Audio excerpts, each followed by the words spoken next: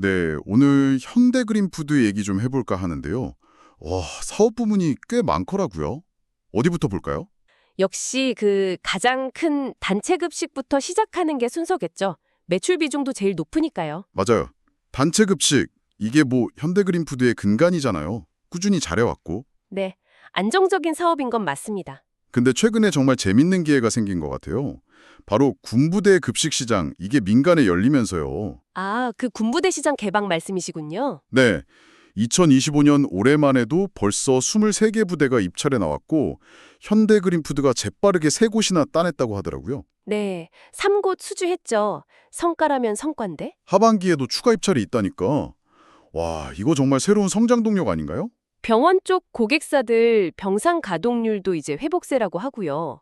물론 뭐 기회는 기회입니다만 조금 따져볼 부분은 있어요. 그 군부대 시장 개방 자체가 뭐랄까 국방부의 조리병 감축 계획 때문에 2년 전부터 시작된 거잖아요. 아, 외부 요인이 컸군요. 그렇죠. 외부 정책 변화 덕을 본 측면이 있는 거고 또 수주 자체도 경쟁이 치열했을 텐데 약간 운이 작용한 결과일 수도 있고요.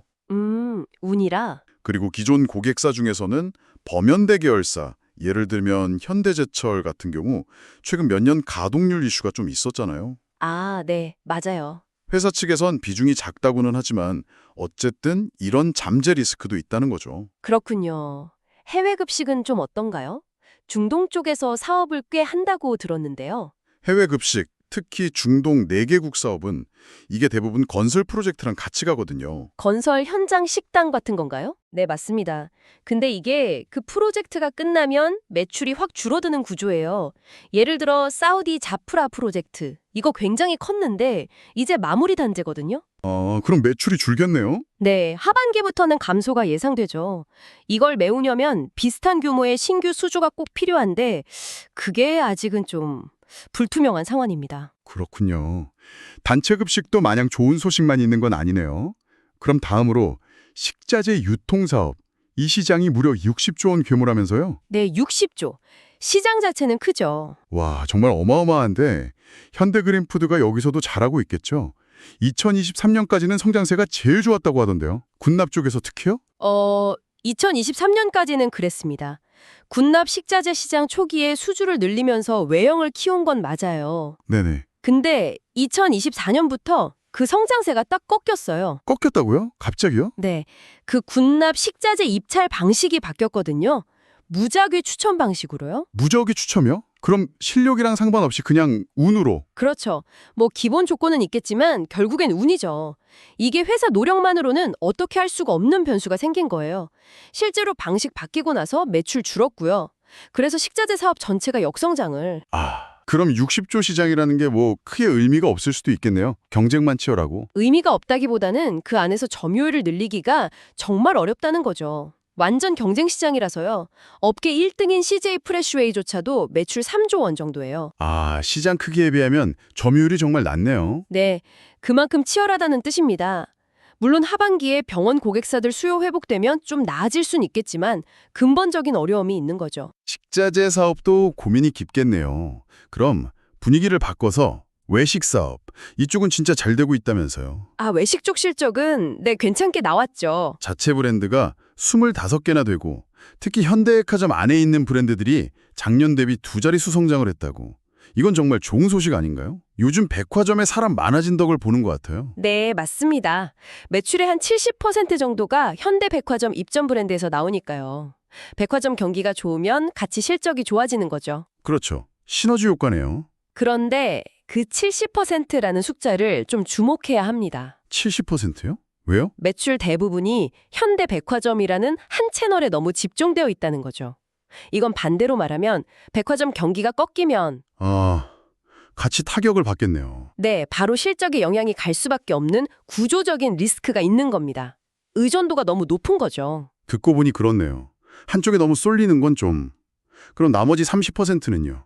웨딩홀이나 골프장 위탁 운영 같은 거요? 그 위탁 사업 부분도 계절을 좀 타요.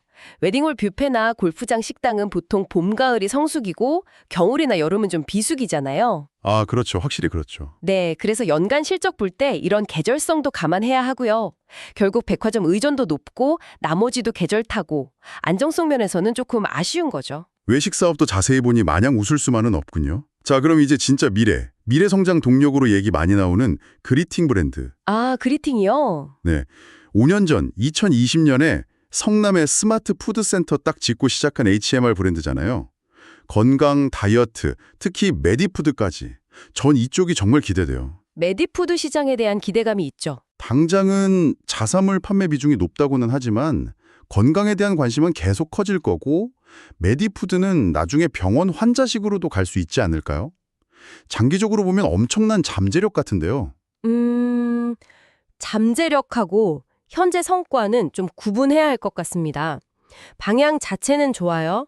건강, 메디푸드. 분명 성장할 시장이죠. 네네. 근데 현실을 보면 그리팅 제품이 가격이 좀 비싸요. 좋은 재료 쓴다고는 하는데 일반 HMR보다는 꽤 높죠. 아, 단가가 좀 있군요. 네, 그러다 보니까 아직 판매량이 확 늘지는 못하고 있고요. 그리고 자사물 비중이 높다는 것도 충성 고객이 많다는 뜻 아닐까요? 그렇게 볼 수도 있지만 다른 시각에서는 쿠팡이나 컬리 같은 외부 큰 채널에서는 아직 좀 경쟁력이 부족하다. 이렇게 볼 수도 있는 거죠. 외부에서 잘 안 팔리니 자사물에 집중하는 걸 수도 있고요. 아, 가격 경쟁력이나 유통망 확대가 숙제군요. 메디푸드는 정말 가능성이 있을까요?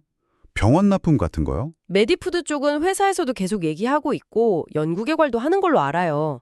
질환 맞춤식 같은 거요. 네. 근데 이게 실제 병원에 도입되고 뭐 의미 있는 매출로 연결되려면 글쎄요, 시간이 꽤 걸릴 겁니다. 규제 문제도 있을 수 있고 병원이랑 관계 맺는 것도 그렇고요. 아, 아직은 좀 먼 얘기군요. 네, 그래서 미래 잠재력은 있는데 당장 성과가 눈에 안 보이는 정말 장기적으로 봐야 하는 사업이죠.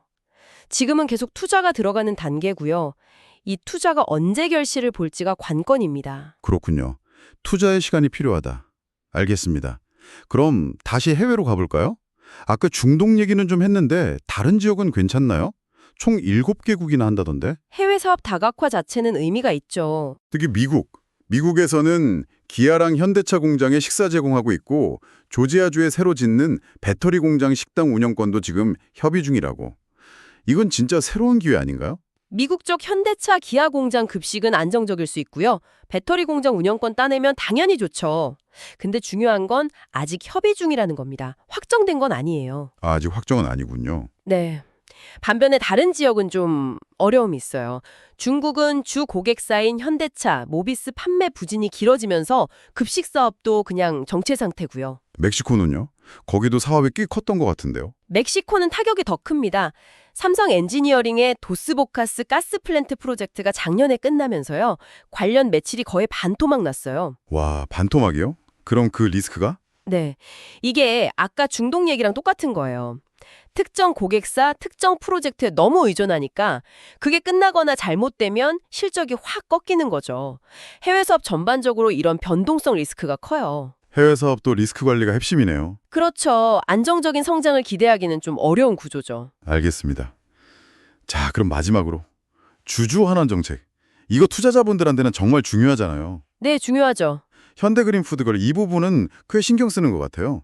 매년 100억 원씩 자사주 꾸준히 사고 있고 올해 2025년부터는 중간 배당까지. 네, 중간 배당 도입했죠. 그럼 연간 배당금 200억 원에 자사주 100억, 합쳐서 매년 300억 원 정도를 주주한테 돌려주는 거잖아요.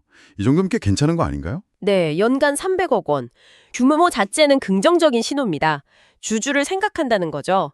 자사주 매입이나 중간 배당 도입도 평가할 만하고요. 그렇죠. 다만 이 주주환원의 지속 가능성은 한번 생각해 봐야 해요. 지속 가능성이요? 네, 우리가 앞에서 쭉 봤잖아요.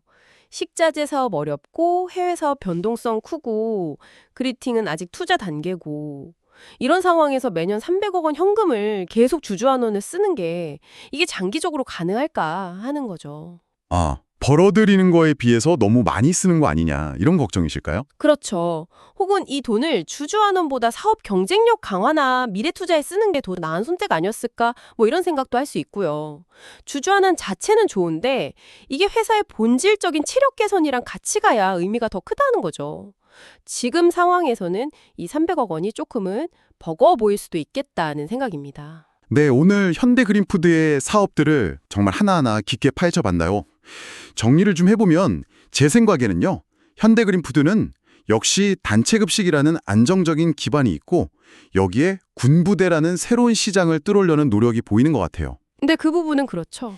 외식 사업도 백화점 덕분에 잘 되고 있고 그리팅이라는 미래 성장 동력도 준비 중이고 또 주주환원도 꾸준히 하고 있고요.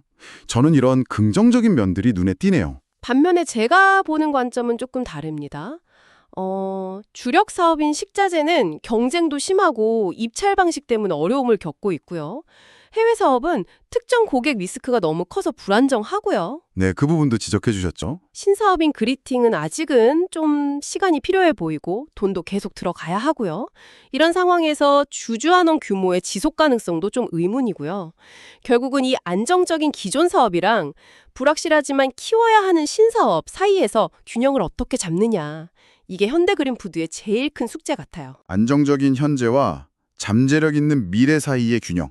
아, 정말 중요한 지점이네요. 자, 그럼 시청자 여러분께 한번 여쭤보고 싶어요. 현대그린푸드가 앞으로 5년, 10년 더 성장하려면 과연 무엇이 가장 중요할까요? 네, 시청자분들 생각은 어떠실지 궁금하네요. 기존의 확실한 사업들, 뭐 단체급식이나 백화점 연계 외식 같은 걸 더 튼튼하게 만드는 게 먼저일까요? 아니면 약간의 위험을 감수하더라도 그리팅이나 군납, 해외 신규 사업 같은 새로운 성장 엔진을 빠르게 본 궤도에 올리는 게 더 중요할까요? 어려운 질문이죠. 네, 오늘 저희가 나눈 이야기들을 바탕으로 시청자 여러분 각자의 시각에서 현대그린푸드의 미래를 한번 전망해 보시는 것도 재밌을 것 같습니다.